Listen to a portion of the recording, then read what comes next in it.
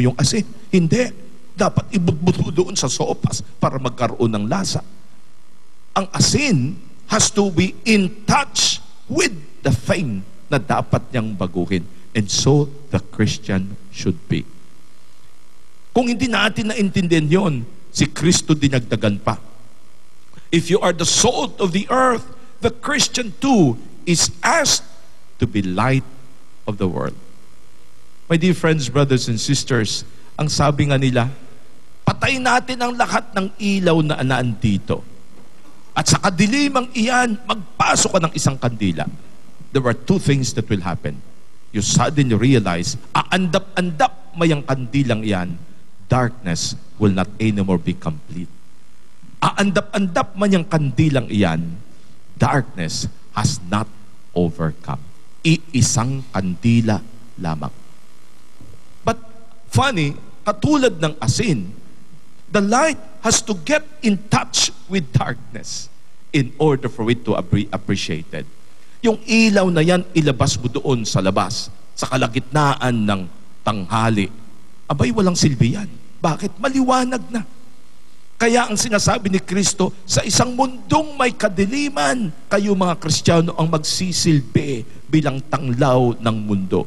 For what does light do? It is meant to enlighten. It is meant to guide. It is meant to give signal. The Christian is tanglaw para sa iba. Kaya kung ang iyong ilawan ay hindi nakasindi, kung ang iyong ilawan ay hindi nag-aapoy, anong silbi ng iyong pagiging Kristiyano? When John Paul II told us, you are the beacon of light, ay sapagkat inaasahan niya, hoy, Pilipino, 84% kayong Kristiyano sa bansang ito. Pumunta ka sa ibang lugar, hardly may mga Kristiyano. Kaya mula sa inyong pagiging Kristiyano, inaasahan ko na ang liwanag ng inyong pananampalataya ang siyang magbibigay liwanag para sa buong Asya. Pero nakakalungkot, sabi nga ng kaibigan ko, na sa kabila ng totoo, napakarami ang mga paaralang Kristiyano rito na pinatatakbo ng mga parit, mga madre. At ang mga marami sa mga estudyante ngayon, namumuno na sa ating bayan, nag-aral naman yan ng katekesis, pinaaral din naman yan sa ating relihiyon, nagsimba rin yan, nag-first communion, lahat ginawa nung sila'y nag-aaral. Ngayon sila ang pinagmumulan ng korupsyon para sa ating bayan.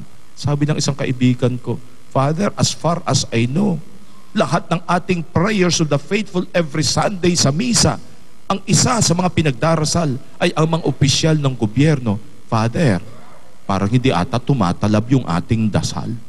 Parang hanggang ngayon, andun pa rin ang katiwalian sa gobyerno.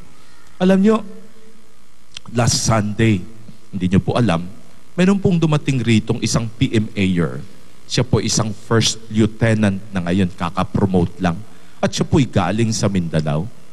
Tinanong ko siya ng diretsahan, sa mga naririnig mong pag-aabuso ngayon sa military, sa mga pabaong ibinibigay na napakalalaki sa mga general, sa mga racket na ginagawa para sila'y kumita, anong dating sa inyo? Alam mo, sabi niya, Father, siyempre, sobra kaming demoralized. Father, ako nakatutok sa aking mga sundalo. Father, sometimes, sa kalagitnaan ng field, 24 hours kami niyan na naka-duty, buhay namin ang nakasalang. Father, sa isang dilatang sardina, sometimes, lima ang kakain yan. Pinagkakasya namin. Father, kahit night goggles man lamang, wala kami. Ang kalaban namin, sobrang high-tech ang mga armas. Tapos biglang mo maririnig itong mga ito, Father, nakakalumo.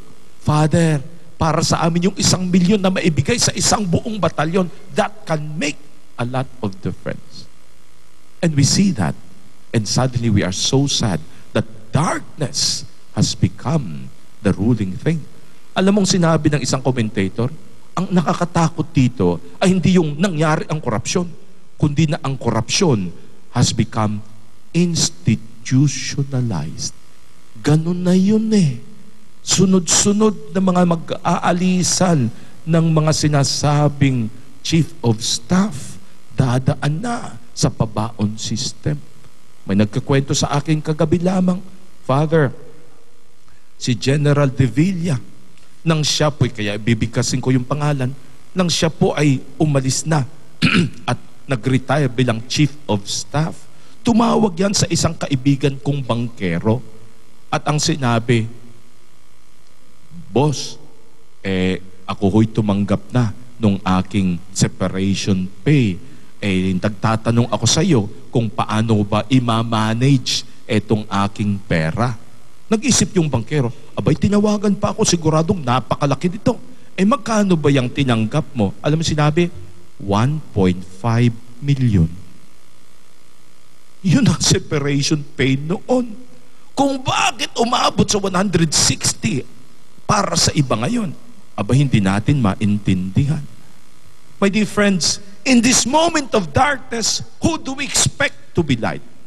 Kaya sobrang ikinatuwa ng sambayanang Pilipino nang may biglang lumabas na isang Colonel Rabusa, nang may biglang isang naninindigan na Heidi Mendoza, nang ayo'y sinasabi, totoo, na kami makikisangkot, na kami ngayon maglalabas ng katotohanan. We know our lives are in danger.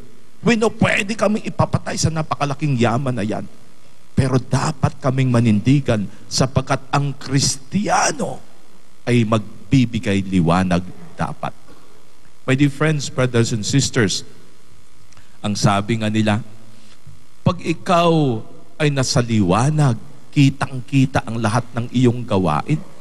But strangely, many of us prefer darkness rather than light. Di ba? Paulit-ulit na nating sinasabi. Ako ngayon, di ko maintindihan kung bakit pag ang mga estudyante nagde-date at maghahanap ng upuan sa loob ng sinihan, kung bakit ang hanaping mauupuan ay KKK. Kataas-taasan, kasuluk-sulukan, kadilim-diliman. Sabi nga nila, matuwa tayo sapagkat mauunawa natin if a child is afraid of the dark. Diba? Ang nakakatakot is when the adult becomes afraid of the light. Yun ang nakakatakot. My dear friends, brothers and sisters, every Christian is asked to be salt and light, and that's no easy responsibility. Huwag po tayong pumunta sa Diyos at sabihin, Lord, grabe ka, pinababayaan mo itong mundong ito. Wala kang ginagawa.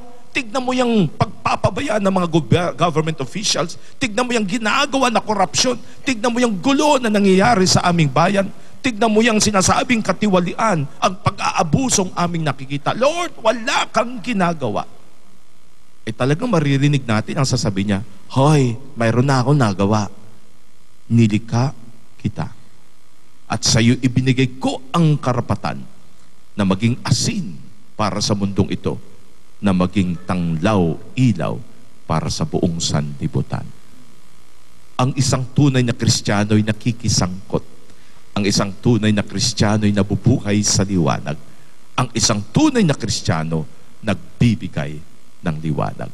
My dear friends, there will be moments when we will be asked to do that. Sometimes mahirap, pero dapat gawan mo ng paraan. May talinong binigay ang Panginoon. One time na-traffic ako sa Santa Mesa. Talagang ewan ko ba ang mga jeep natin? Talagang nakipagsiksikan. Talagang nagkabarahan kami. Wala nang galawan. Alam niyo, sabi ko, paano to? Talaga ako ay may misa pa. Naka-long sleeves parang ako. May pupuntahan ako. Nag-shine shoes ako sa araw na yan. May kasal akong dapat puntahan. Talagang hindi na gumagalaw kasi nasa gitna kami. Lahat nagsiksikan. You know what?